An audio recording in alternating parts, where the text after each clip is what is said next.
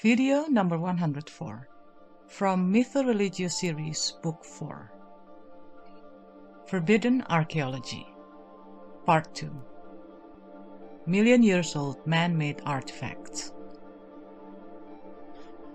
Dear fellow truth seekers, in my last video I have shared information about two ancient artifacts that prove that civilized humans have existed much longer than what historians have been telling us. This information came from two books, Human Devolution by Michael Cremo and Forbidden Archaeology, The Hidden History of the Human Race by Michael Cremo and Richard Thompson. According to the theory of evolution, modern human, i.e. Homo sapiens, only appeared in Africa around 200,000 or maximum 300,000 years ago. And yet, we actually found man-made artifacts that are already million years old, but they have been ignored by mainstream academics because they do not fit with the conventional historical timeline. Here are some of them. Figurines from Nampa, Idaho, circa 2 million years old.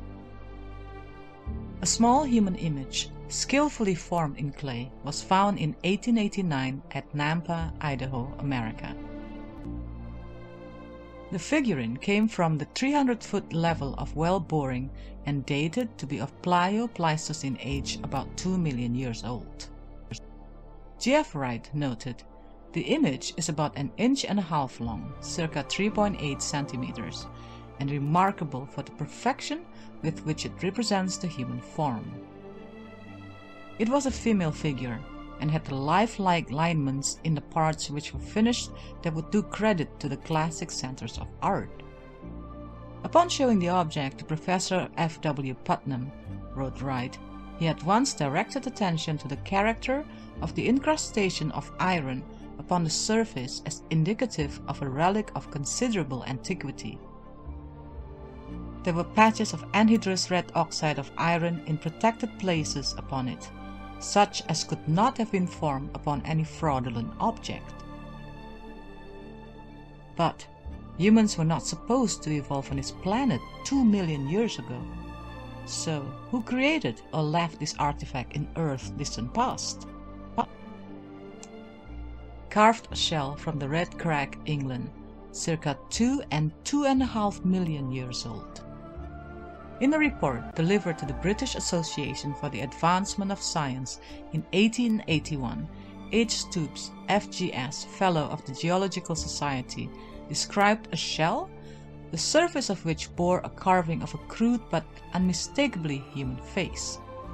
The carved shell was found in the stratified deposits of the Red Crag. The Red Crag, part of which is called the Walton Crag, is dated to be of late Pliocene age between 2 and 2.5 million years old. This find would place intelligent beings in England as far back as 2 million and maybe as much as 2.5 million years ago.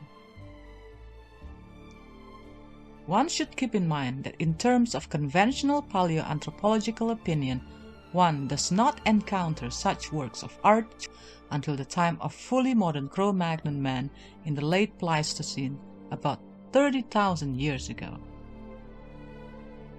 What visitor to Earth's distant past carved and left the shell? Human prints, 3.6 million years old. In 1979, researchers at the Laetoli, Tanzania site in East Africa discovered footprints in volcanic ash deposits over 3.6 million years old. Mary Leakey and others said the prints were indistinguishable from those of modern humans. To the scientist, this meant only that the human ancestors of 3.6 million years ago had remarkably modern feet.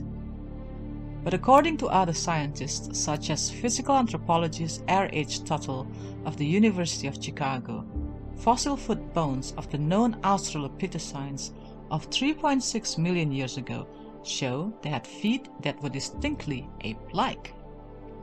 Hence, they were incompatible with the Laetoli prints. In an article in the March 1990 issue of Natural History, Tuttle confessed that we are left with somewhat of a mystery. chalk ball near Laon, France, 45 to 55 million years old. The April 1862 edition of the Geologist included an English translation of an intriguing report by Maximilien Melville, the vice president of the Société Académique of Laon, France. This chalk ball was discovered in an early Eocene lignite bed. On the basis of its stratigraphic position, it has been assigned a date of 45 to 55 million years ago. According to Melville, there was no possibility that the chalk ball was a forgery. It really is penetrated over 4/5 of its height by a black bituminous color that merges toward the top into a yellow circle, and which is evidently due to the contact of the lignite in which it had been for so long a time plunged. The upper part, which was in contact with the shell bed, on the contrary has preserved its natural color, the dull white of the chalk. As to the rock in which it was found, I can affirm that it is perfectly virgin and presents no trace whatever of any ancient exploitation. As extraordinary as it might seem to those attached to standard evolutionary views, the evidence associated in this find suggests that if humans made the ball, they must have been in France 45 to 55 million years ago. Who made and left this man-made artifact in our past long before human evolution, even before grazing and carnivorous mammals walked the planet? Mortar and pestle in California, up to 55 million years old. In 1877, Mr. J. H. Neal was superintendent of the Montezuma Tunnel Company and ran the Montezuma Tunnel into the gravel underlying the lava of Table Mountain, Tulum County, at a distance of between 1,400 and 1,500 feet, or 426 to 557 meters from the mouth of the tunnel, or of between 200 and 300 feet, or 60 to 91 meters beyond the edge of the solid lava. Mr. Neal saw several spearheads of some dark rock and nearly 1 foot or 30 centimeters in length. On exploring further, he himself found a small mortar 3 or 4 inches or 7.6 to 10 centimeters in diameter and of irregular shape. This was discovered within a foot or 2 or 30 to 60 centimeters of the spearheads. He then found a large well-formed pestle and nearby a large and very regular mortar. All of these relics were found in the same afternoon and were all within a few feet of one another and close to the bedrock, perhaps within a foot of it. Mr. Neal declares that it is utterly impossible that these relics can have reached the position in which they were found excepting at the time of the gravel was deposited and before the lava cap formed. The position of the artifacts in gravel close to the bedrock of Tulum Table Mountain indicates they were 33 to 55 million years old. Grazing and carnivorous mammals were not even supposed to evolve on the planet at this time, let alone humans. So, who brought and left behind these artifacts in California nearly 50 million years ago? Metallic tube at Saint-Jean-de-Livet, France, over 65 million years old. Y. Drewer and H. Salvati announced in 1968 the discovery of semi-ovoid metallic tubes of identical shape but varying size in Cretaceous chalk. The chalk bed, exposed in a quarry at Saint-Jean-de-Livet, France, is estimated to be at least 65 million years old. Having considered and eliminated several hypotheses, Drouet and Salvati concluded that intelligent beings had lived 65 million years ago. Who brought and left behind these metallic tubes in France more than 65 million years before the first human being would appear? Shoe sole from Nevada, 213 to 248 million years ago. On October 8, 1922, the American Weekly section of the New York Sunday American ran a prominent feature titled Mystery of the Petrified Shoe Sole by Dr. W. H. Ballou. Ballou wrote, "Some time ago, while he was prospecting for fossils in Nevada, John T. Reed, a distinguished mining engineer and geologist, stopped suddenly and looked down in utter bewilderment and amazement at the rock near his feet. For there, a part of the rock itself, was what seemed to be a human footprint. Closer inspection showed that it was not a mark of a naked foot, but was apparently a shoe sole which had been turned into stone. The forepart was missing, but there was the outline of at least 2/3 of it, and around this outline ran a well-defined sewn thread which had, it appeared, attached to the welt to the sole.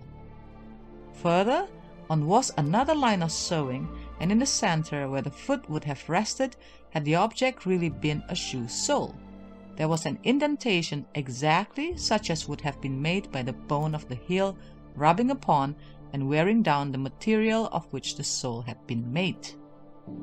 Reed got hold of a microphotographer and an analytical chemist of the Rockefeller Institute, who made photos and analyses of the specimen. The analysis removed any doubt of the shoe sole having been subjected to Triassic fossilization. The microphoto magnifications are 20 times larger than the specimen itself, showing the minutest detail of thread, twist, and warp, proving conclusively that the shoe sole is not a resemblance, but is strictly the handiwork of men. Even to the naked eye, the threads can be seen distinctly, along with the definitely symmetrical outlines of the shoe sole. Inside this rim, and running parallel to it, is a line which appears to be regularly perforated as if for stitches. The Triassic rock bearing the fossil shoe sole is now recognized as being dated at 213 to 248 million years old. An obviously modern shoe, complete with stitching and etched in time in ancient Triassic rock. What modern visitor was walking in our distant past more than 210 million years ago, before the age of the dinosaurs? Shocking, isn't it? Dear fellow truth seekers, in my next videos I will continue with sharing more evidence that prove that civilized humans existed much, much older than what is told by conventional historians. In the meantime, allow me to thank you for watching and hope to see you in my next video.